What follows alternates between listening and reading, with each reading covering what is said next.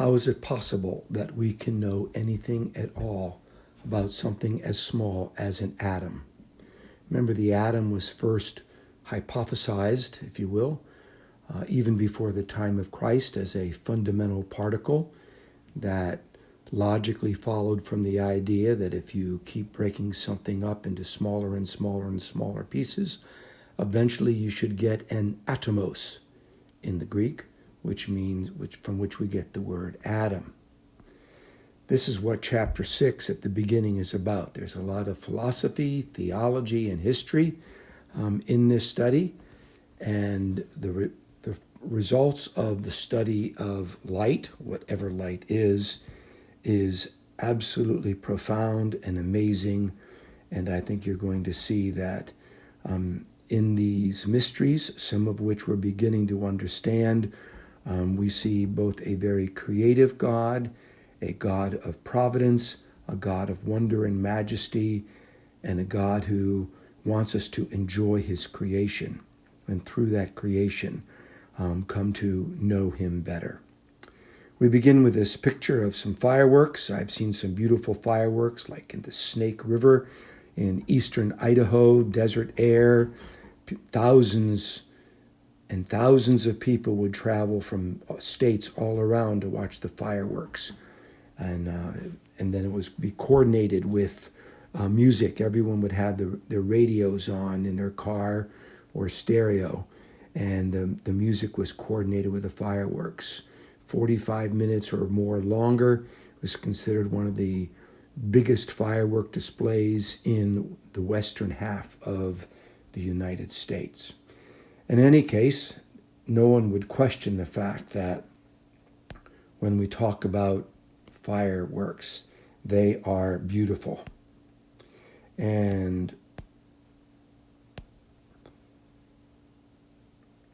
why would they be beautiful? What makes something beautiful? Why does anything at all have to be beautiful? And if you study God's creation long enough, you begin to realize that not only is there a practicality to what God makes and how God does things, not only is there a discoverability, in other words, or an intelligibility to all aspects of God's universe that intelligent minds can begin to discern. Not only is there a correspondence between an intelligent or intelligible universe, because it reflects an intelligent God, and intelligent human beings, because they're created in the image of an intelligent or rational God. God also adds beauty to the mix. And we see this beauty everywhere, from the mathematics through the smallest things we can detect to the largest things we can detect. So God is a God of both beauty and exquisite design. In fact, when scientists begin to do their investigations or their mathematical derivations, and they begin to move in the area of something that gets kind of messy, kind of ugly, kind of unnecessarily complicated, they begin to suspect that they are on the wrong track. And this is true of both Christians and non-Christians as they investigate creation. So, if you look at these three questions here, I think you're going to see that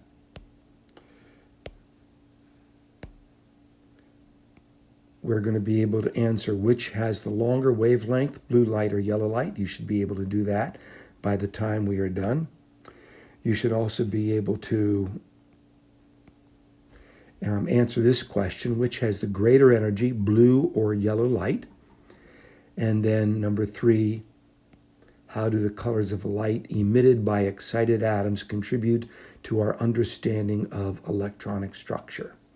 So here we have just basic knowledge, and here we have application. You can find these answers if you want to check yourself in Appendix N. All right. Now, a common perception of the atom is it's kind of like a solar system. As we were discovering that a solar system had a star at its center, and it had these planets pretty much in the same plane, and the planets were orbiting around this star, held in place by the gravitational pull between the sun, the primary source of the gravity, and the planets. It became the model as we began to discover an atom, that an atom had a central component, the nucleus, and the electrons seemed to be held in orbit about the nucleus, not by a gravitational pull, but by an electrostatic pull. Negative electrons, positive nucleus because of the protons. There are a lot of things that are not true about this analogy. One of which, of course, is that the electrons about the nucleus are in a three-dimensional space rather than in a planar two-dimensional space. And another thing is we're pretty sure where the planets are. Gravity is pretty easy to study and use to predict where planets are going to be. But when it comes to electrons, we have to talk about where the electrons are most likely going to be found, not where the electrons actually are. There's a statement here of probability, and we often use 90% probability as our benchmark. And that is because electrons are not necessarily particles in every explanation of a physical phenomenon. Sometimes it's better to think of electrons as being matter waves, something which will be explained to some extent in AP chemistry and even more in AP physics. So there's an awful lot of probability here, which means we cannot know exactly where an electron is because the very act of trying to identify its location changes its location. There's an inherent uncertainty, which later on we'll talk about the Heisenberg uncertainty principle. And of course, there's a lot of philosophy here because some people would like to say that science is the only way of knowing anything. And quantum mechanics says that can't be true because the very act of trying to know something, for example, the position or momentum of an electron, actually changes its position and its momentum. So this chapter is going to lay out the background, so how we know anything at all about an atom. Whoops, there's the word I want. And a good model, a good conception or picture of what we think an atom is, or any other thing for that matter, a good model should be predictive. It should be able to predict what we would expect to observe in a given experiment. So we go out and do that experiment, and if the prediction holds, it reinforces that model. Remember, the model can be a hypothesis. The model can be a mathematical statement. The mathematical model can be a mental perception or picture. And that's one of the ways to test the efficacy of a model is by how well it does predictions, as well as how well it predicts what we already observe. And so much of our understanding of atomic structure now is going to come from the interaction between these particles and electromagnetic radiation. We'll talk about more of what that means as we go through, beginning right now. And we begin with the work of an extraordinarily famous scientist named James Clerk Maxwell of the 19th century. He did not live very long, sadly, but he developed the mathematical theory. He was the one that put the mathematical teeth to much of Michael Faraday's experimental work. And you'll run into Michael Faraday a lot more when we talk in physics about electricity and magnetism and their interaction and how that led to this discovery of motors and transformers and electrical generators. James Clerk Maxwell was a devout Christian, as was Michael Faraday in the 19th century. In fact, there's a very cool prayer by James Clerk Maxwell, if I can take a moment to read it to you. James Clerk Maxwell's prayer was this: Almighty God, who hast created man in thine own image, and made him a living soul that he might seek after thee, and have dominion over thy creatures. Teach us to study the works of thy hands, that we may subdue the earth to our use, and strengthen the reason for thy service. So to receive thy blessed word, capital W-O-R-D, Jesus, that we may believe in him, whom thou hast sent, to give us the knowledge of salvation and the remission of our sins, all of which we ask in the name of the same Jesus Christ, our Lord. As you can see by this prayer, everything that he did and studied, he attributes to the God who created the universe and God the Son, Jesus, who called that universe by his word into existence and sustains its regularities and patterns, who makes science basically possible. The idea that science and Christianity are at war, which is also a 19th century invention, is directly confronted by scientists like James Clerk Maxwell. So, when we talk about electromagnetic radiation, you see two important terms. You see the idea of electricity and the idea of magnetism. And so when we talk about the interaction of electricity, electrical and magnetic fields, this becomes the foundation for understanding light, and our understanding of light then opens the door to our investigation and interrogation of matter itself. So, what is a wavelength? We know that light moves as waves, and a wavelength is the length of one wave. Pretty logical in the word, the length of a wave.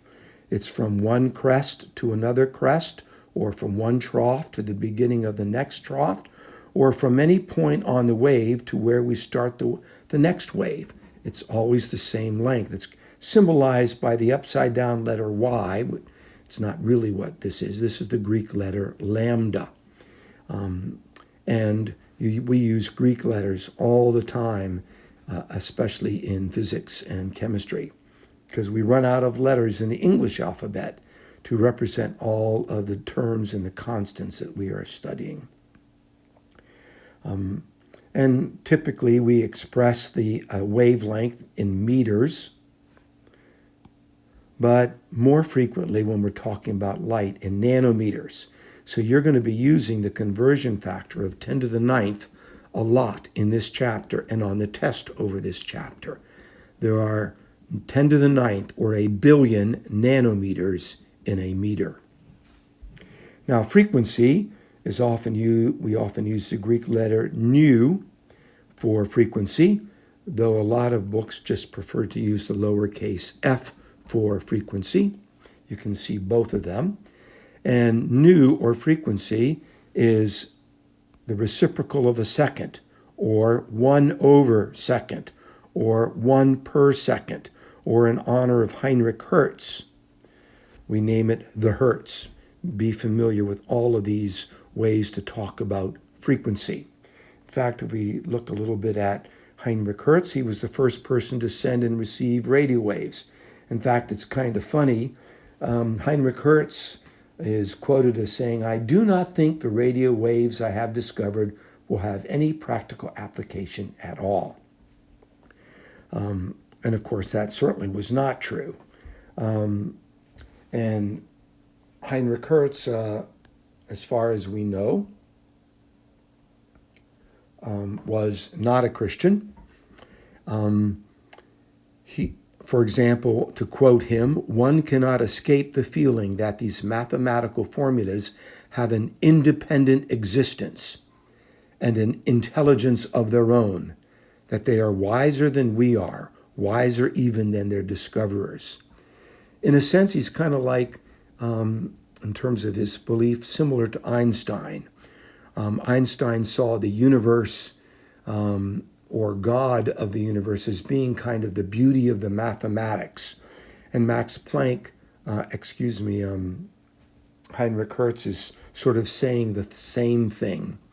He's saying that there is an elegance to these mathematical formulas. We discover them, we don't invent them. They seem to exist independently. And then that part is true because they exist in God's creation. He is the one who created them. And as Kepler would say, we're thinking his thoughts after him. So we discover these formulas in the universe as we do our science. And it's not because they have an intelligence of their own. It is because there is an intelligence behind those formulas, God himself. So we might say that maybe Heinrich Hertz was sort of a pantheist, kind of like Einstein was. He believed in a God of sorts, but that God was maybe the intelligibility and the mathematical essence that we see when we study the universe. Now, a very important equation that you should know is this one right here, that the speed of light equals wavelength times frequency. More generally, for example, if we're talking about big waves, like waves of water at the ocean, we might use the regular letter V as being wavelength times the frequency of those waves. So this equation right here would come from this equation right there, where lowercase c is the letter we choose to use to represent the speed of light. And we find the speed of light in many, many mathematical equations, and you'll see a few of those as we go through this chapter. In fact, if you were to change the speed of light, or if you were to think that the speed of light could somehow change or decay or was different, bigger or smaller in the past, you would fundamentally alter all the other fundamental essential equations in physics. So when we look at light, the electromagnetic radiation, both visible and invisible, we've already mentioned the wavelength. We've talked about the frequency. The magnitude of the wave is its amplitude. And the amplitude is from its equilibrium position, the straight line, to the max or the min. So the waves have a sine wave function mathematically. If you study a electrical wave or a magnetic wave that's being propagated through space, you would have a formula, an equation that has sine, S-I-N, as an abbreviation of S-I-N-E. I never could figure out why we needed to abbreviate a sine wave with three letters, S-I-N, like sine and cosine. Let's just let sin be sin. Sorry about that. In any case, the magnetic wave, here pictured in red, and the electrical wave, pictured in blue, are mutually perpendicular to the direction in which this light wave travels in three-dimensional space. They're all at 90-degree angles from each other.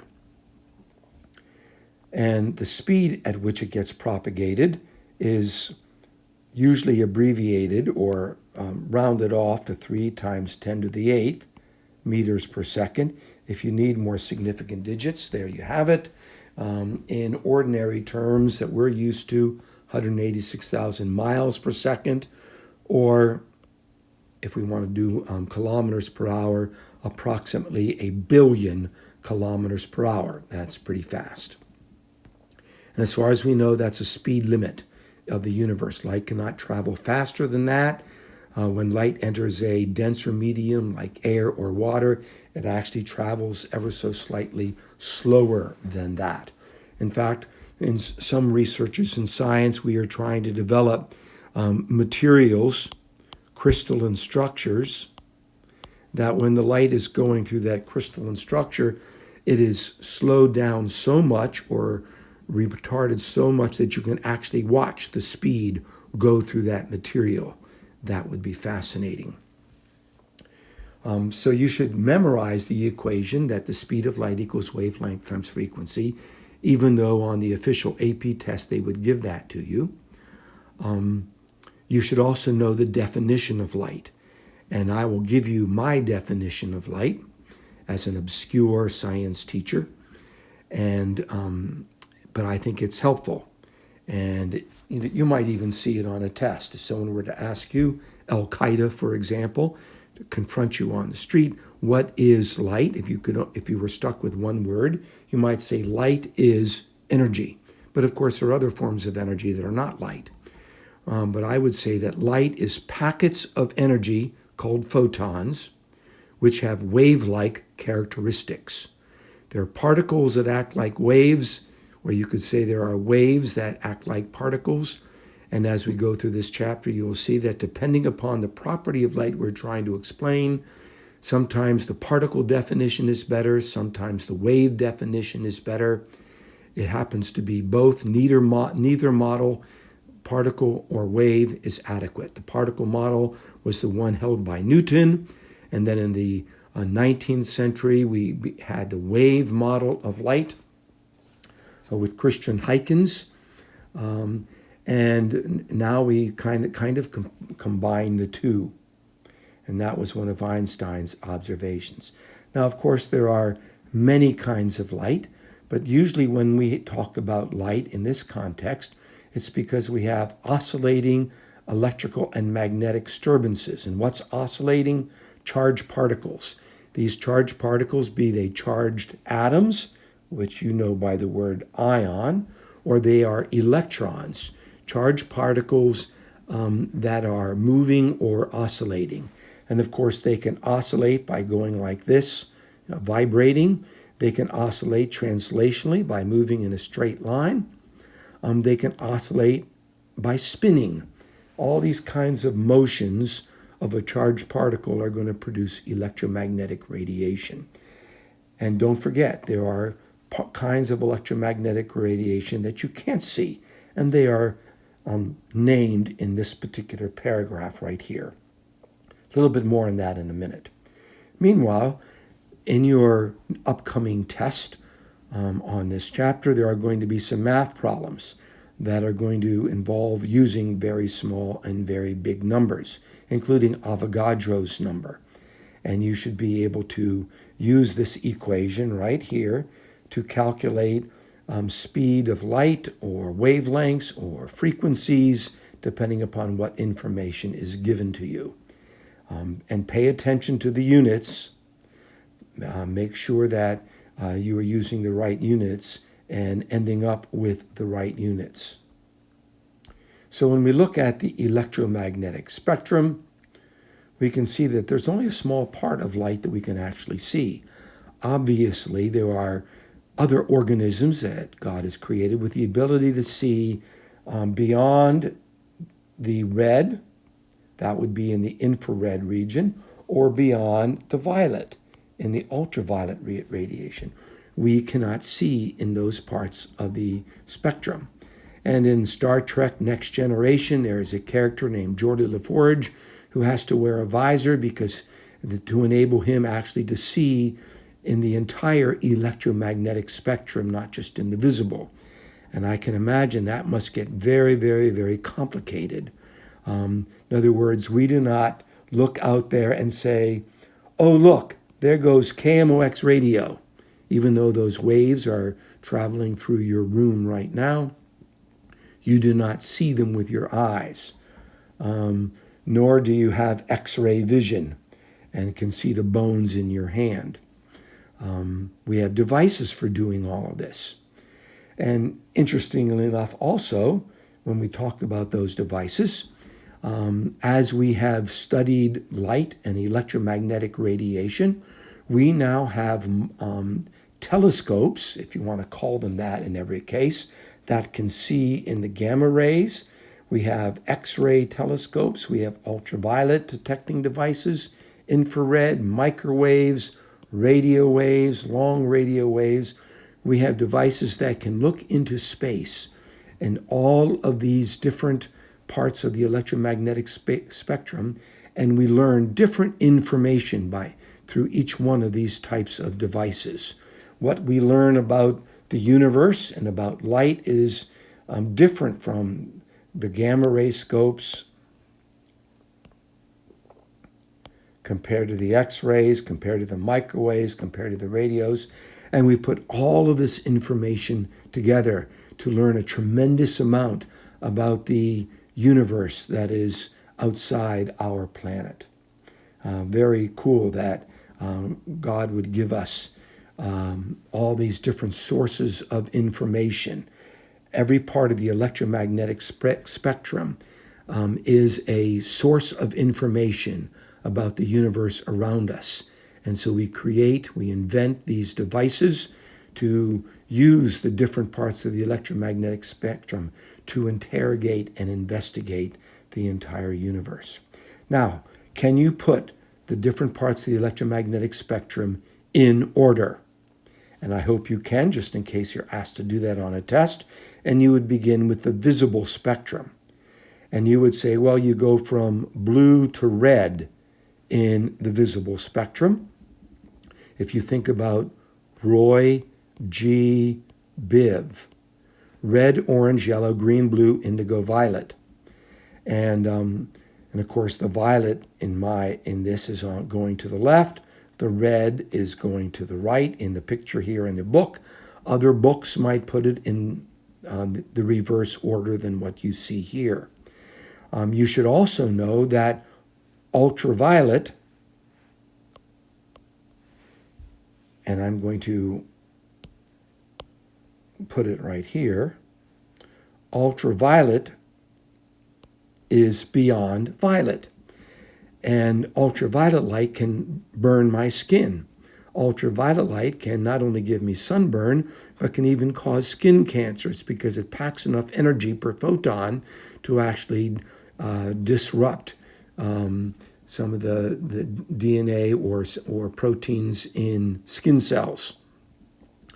So ultraviolet would be beyond violet and would be more energy. In other words, energy increases as we go towards the left. And then beyond ultraviolet, we have the X-rays, which pack even more energy per photon because they can go right through the skin. They just can't go through the bone. And so when we take an X-ray of our hand, for example, all the X-rays go through the tissue and the flesh and the muscle, and the bones block it. And you see the shadow of your bones on the X-ray film. And then you've got your gamma rays, which pack enough energy to even go through our bones, and high energy gamma rays can even go through the earth. Now, when we go to the other side, what would be beyond red? Beyond red would be the infrared.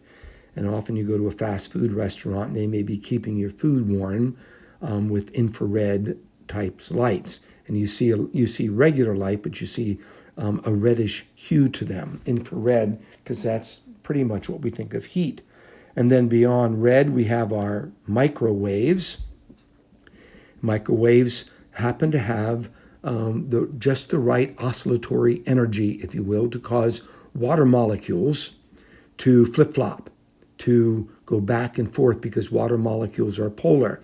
And anything with water in it can be heated up when you cause those water molecules to oscillate faster and faster. It causes heat as a result of the motion of those molecules in the substance of the food that you're trying to heat up. Beyond that, you've got your TV and radio. And so if I asked you to put the parts of the electromagnetic spectrum in order, that's kind of how you would think about it. All right, quantization, Planck, Einstein, energy, and photons. And I'm going to stop right there, and because I've been talking long enough, and we will pick up in the next screencast.